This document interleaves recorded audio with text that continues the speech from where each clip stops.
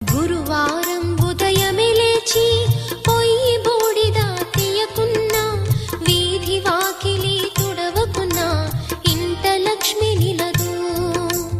ఏ స్త్రీ శుచి అయి గురువారం మడి వస్త్రం ధరించునో, వారింట లక్ష్మి ప్రసన్నమై స్థిరముగా ఉండును.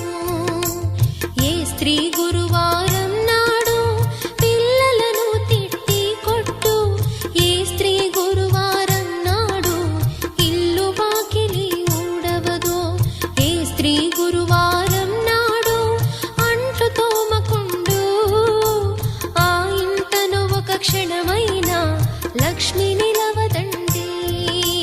లక్ష్మీదేవి కథ, శ్రీ లక్ష్మీదేవి కథ, లక్ష్మీదేవి కథ, శ్రీ లక్ష్మీదేవి కథ.